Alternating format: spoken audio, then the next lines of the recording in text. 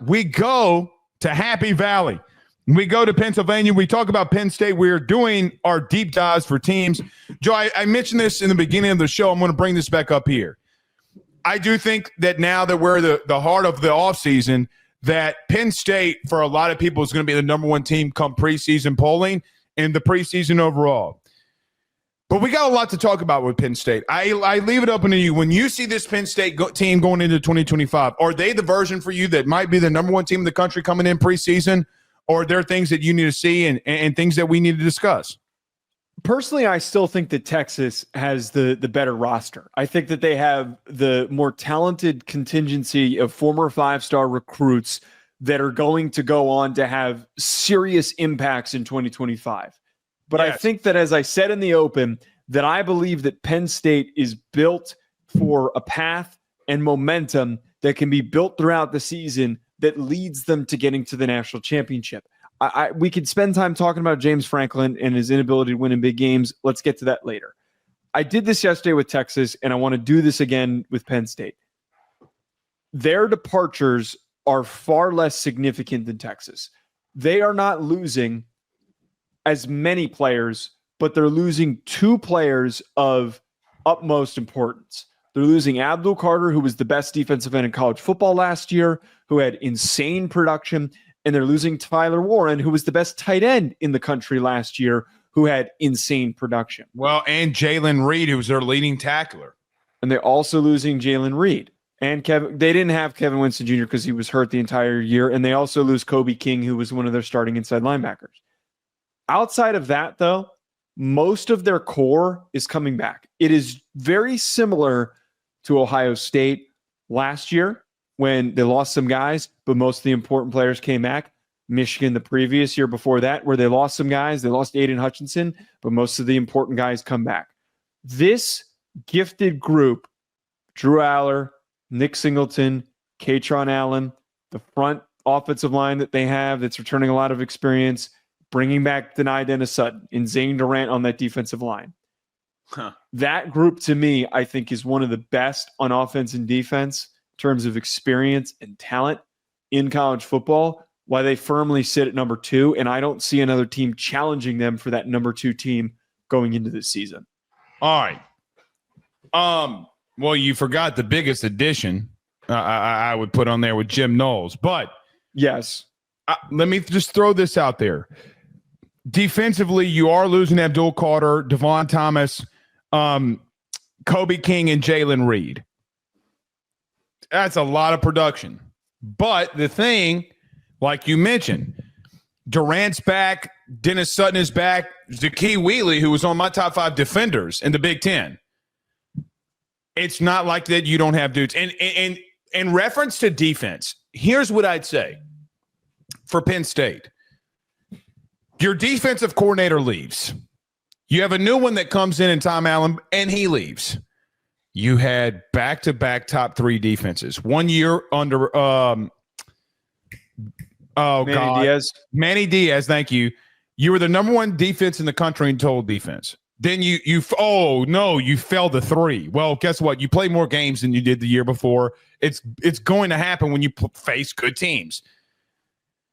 Joe, I need to see them be bad defensively because it seems as if, and we get on James Franklin a lot, they have scouted very well. They have developed very well because it's when you lose the amount of talent that they have in the last 2 years, and then you continue to run out what you've been running out, brother, I just got to be real with you. It seems as if that they're scouting and developing at a very high level. When's the last time that you heard a big-name player defensively leave Penn State? That's a great point. They don't typically lose key starters or backups. Because they're developing from within. There's a lot that we get on the James Franklin about, but we don't take the fundamentals of why they constantly are having success. That is why defensively with Kobe King, with Abdul Carter, with Jalen Reed leaving, that I don't have a lot of worries. Now, your leading tackler is gone, but I have a lot of faith in Zakee Wheatley. I also get back Dom DeLuca. So it's not like that you don't have this experience at linebacker either. So, right. Joe, you still have a lot of experience in all 3 levels defensively. What can Jim Knowles do? now being the highest paid coordinator in the country, look, it could take him time, and it's okay if it does. I don't know if it will, but here's the thing for me with Penn State. You got 4 offensive linemen returning, and that run game was damn near elite last year. Joe, they averaged 200 rushing yards per game against everybody. Against everybody. I mean, against Ohio State, they couldn't run the ball. Completely different style of what they were doing. They got out of their what they do as a team, and it bit them in the ass. Tyler Warren was the leading rusher in that game. You have Allen, you have Singleton that are coming back. The question for me with post-Tyler Warren, which the biggest loss for me is Tyler Warren, because that was your number one receiving threat. And, Joe, what got them beat at the end of the year last year? Let's call it what it is. Not having receivers. Not having receivers. They could not separate. Other than Tyler Warren and Nick Singleton, no one can separate. But, Joe, I can make the argument that Notre Dame made arguably the biggest offseason move that no one has talked about all offseason. Devontae Ross out of Troy, the wide receiver last year, had 76 catches, 1,043 yards, and 11 touchdowns. What if they did find somebody? This kid's got a lot of production at Troy, and look, he was one of the more top recruited guys when he went into the portal. Joe, I found this out today when I was looking at this. Did you know that he had 8 SEC and 8 Big Ten offers? So it's not He's very underrated. He's a very underrated guy. So even if I think this kid can play, well, they're outside of Penn State. There were 15 other teams trying to recruit this kid to their team. That's how dynamic that they think that he can be. They also bring in Kaytron Hudson. The outright truth is that when they got in big games and big situations, I did not feel like that they could throw the ball and make the throw that they needed to make to win the game. I think that Penn State, for what it's worth, is a big throw away from being a national title contending team a year ago. What happened at Ohio State? Look, you lost at the 1-yard line to the national champion. You're in a dogfight with the runner-up. You're right there. The question will be, Joe, can they finally get over that hump? What they do on the outside will be key here. No one's going to believe them until they do it. Did they hit big with Devontae Ross? Those will be the questions that we will be deciding here at the end. Right. I have no concerns about defensively because we know that Jim Knowles is he's the best defensive coordinator in college football at the current moment. He is going to command this group that was well recruited for multiple years, and they are going to produce results. They are going to still be dominant. Just because they lost Abdul Carter does not mean that they still don't have a strong core of players, especially Denai Dennis Sutton, who's going to take another step forward, I think, this year. Losing Tyler Warren, I've listened to some shows, some recruiting shows, and they've talked about how Luke Reynolds, who had some big catches in the playoffs now. Yeah, he had some big plays. He only had 111 yards, but Luke Reynolds could end up being that next great Penn State tight end. I don't know if he replaces the Tyler Warren production, but you at least have a dynamic athlete at tight end. Ross and Kaytron Hudson are, or at least should be, improvements at receiver. It stinks that they ended up losing Harrison Wallace to Ole Miss, who was one of their only decent receivers. But my biggest question mark goes, I think, a little bit further than how does the receiver room do? I know that the run game is going to be great. Here comes what does Drew Allar do in terms of an improvement? Does Drew Allar take the step forward in making better decisions in game-changing situations? Most importantly, does Andy Kotelnicki get out of his own way when he's got to call plays and simplify things and not getting cute when they need to just run somebody over and pick up yards? Like putting a guard in motion at the 1-yard line versus Ohio State. That's too cute. It's not the game to be doing that in. Those are the two things for me is, can there be a maturation for a younger offensive coordinator who hasn't been in these big game situations very often against big Big Ten teams? And can your young quarterback, who's now the veteran leader of the group and who is no longer has those excuses of being the young guy, he has to step up to the plate. Does he play to his potential that he has been given for multiple years now? Those are huge question marks that are going to completely swing this. All right. I got to push back on you on this. You talk about taking the next step, which I agree. He's got to take a next step for them to be in a national title game. He has to. Where I push back is that I just don't think it's fair for me to say that he could not have a weapon get open in multiple playoff games and me put that all on him. I can't do it. I cannot do it. Joe, the interception, didn't win it. The freshman, the guy that picked the ball off. Christian Gray. Joe, I mean, like, the receivers can get zero separation. What do I expect him? How do I expect him to make the big throw when they're playing different? Just don't throw it. Don't throw it. I get they couldn't stop him with his legs. He should have. He could have. I don't remember the play to exact. Remember, it was an in cut. Not Harrison Wallace. Tyler Warren was on the in cut or whoever it was, and it got picked. I mean, the kid read the route. They couldn't get the point that I'm trying to make here is, Joe, they could get no separation against any team. So I don't want to put it all on him. It's like, look, the only thing that you went in the portal for, basically, was what? Receiver. Because you know that you weren't good enough there. Now, can this Ross kid get in the slot and make some things happen because you're not going to press him like that? Yes. It's going to be interesting to see how Kotelnicki does. But I will concede this notion. If Drew Allar has receivers getting open and getting separation finally, and he still is having those issues, fine. But until then, I'm still holding back on him because I just don't think that he has any weapons. Like, not somebody that can separate enough. Now, we talk about sometimes in the NFL that a good quarterback can make a receiver. Don't act like that's normally tagged for like Tom Brady. You can't do that to that kid. You can't put him in that realm of that. They got to show me that they can separate a receiver, Joe. I'm sorry. I think this kid's got talent, serious talent. If he doesn't get that, then they could be in. Then they're going to be a lot like they were a year ago. I think that we can separate this conversation, Blake, of Drew Allar's improvement and the lack of separation created by receivers. I think that there are issues that lead to a lot of the same, just the general problem, offensive inconsistency. But I still believe that Drew Allar is not playing up to what his potential could be.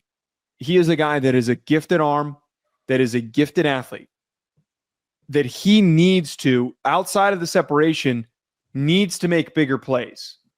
I'm not trying to put everything on his shoulders here, but I don't think that everything to me on film, watching him this year and watching him in these games, made me think, oh, none of this is his fault.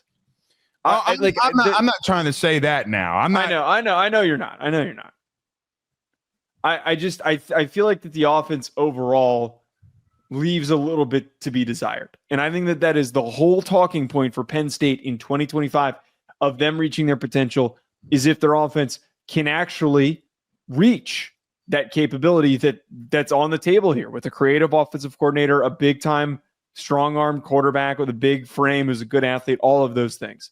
I'd like to bring up their schedule, though, like I did yesterday. Let's Can I read through this? Yeah. All right. This is an insane stretch. Listen to how many games that they have before they go on the road.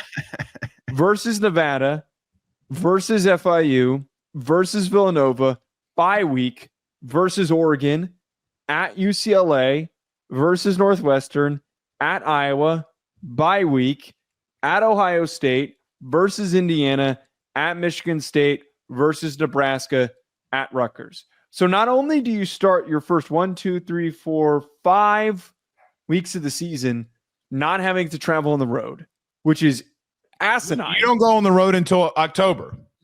That's nuts that they're afforded this. They get to host Oregon, who is a far team to travel for, and their only difficult other matchup is Ohio State. They don't have to face USC, Michigan. You're not ready to put Indiana in there?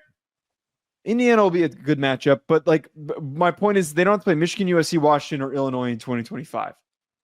I don't see more than 2 losses on here if they completely if they play like ass in those big games. I'd be shocked if they had worse than a 10-2 record. Well, that means that you're putting them as a top 6 team. Yes. All right. That's my whole point.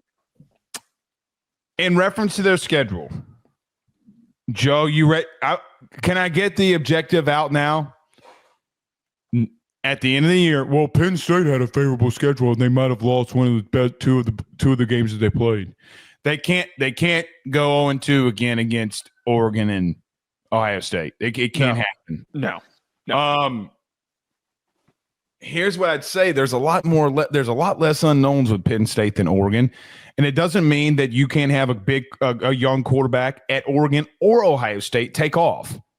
But I would argue there's also less unknowns at Penn State than there is at Ohio State. There's also way more unknowns at Ohio State. Yeah, go ahead. Correct. Sorry. That's what I was going to say. No, you're right. I mean, you said exactly where I was going with that. But, bruh, listen. James can't walk this one back. I have been defending him and defending him and defending him. This one ain't it. This is it. It's on a platter. It's on a platter. Look, I will concede this. I can make the argument that Ohio State only won one real big game in the regular season a year ago. Yeah. They went 10-2 and won the national title. I'm not saying it's over for them if they went 10-2 again, because they can win a national title. They could get hot. Look, anything can happen. But man, you got to get this monkey off your back. And now, you want to break confidence and go on a run? Confidence can come in many different ways. I feel like if you lose those 2 games that you have not been winning, it's just like, oh, same old year. And confidence and morale goes down. What I look at and say with James, just win one of them. Joe, they can lose to Oregon for me for all I care. Lose to Ohio State, but beat Oregon. You got to win one of them. Get that monkey off your back. But man, it's an interesting situation in Happy Valley. Joe, I'm going to be real with you. I have not even come close to making my top 25 poll. Not close. I will say this and end it here. I'm having a conversation if I'm putting Penn State 1. I will have that conversation. It's right. I mean, they will not make it out of my top 3. They might not make it out of my top 2. That's how confident I could be. But James has got, look, man, no more defending on Ruffino and Joe show if you can't overcome now. Because Joe, you know it's true. I've been defending his ass. I have been. Because I think that he's done enough for what he can do. But now's the time to strike now. Now's the time for you to hit. That is like the final piece about all this. Is if all of that comes into play, is the preparation there for Oregon and Ohio State. And also, I'd throw Indiana in there, but they're probably going to beat Indiana. You got to at least win one of those. Like, I'll give them a pass losing to Ohio State on the road, but you got to beat Oregon at home traveling cross country. Or even if that is a must win. Lose to Oregon, you got to beat Ohio State and then vindicate yourself. You can't. That's my part. Their floor is 10-2, but they better go 11-1. Like they better go 11-1. They can't dick around here. They have a high floor, but their ceiling's obviously going 12-0 because you do have this advantage of hosting Oregon and going and traveling to Ohio State in a year removed from a national championship with a new quarterback and a whole new circumstance, a new defensive coordinator. You have their defensive coordinator, a new offensive coordinator, all of those variables that are going against Ohio State. They have been handed, after all the years of suffering of having to deal with Michigan and Ohio State in the ways that they did, they have been handed a 12-0 capability. Can they actually take advantage of it is the question. Well, look, some of these lower end teams some of these middle pack teams, excuse me, they don't have to play. Like I think Michigan's an 8-4, 9-3 team. I think they're tough as shit. So yeah. I mean, even brother, you going to Rutgers? Pennsylvania and Jersey ain't that far. How far are you from Pennsylvania? Penn State's like a 2.5 hour drive. Yeah, that's nothing.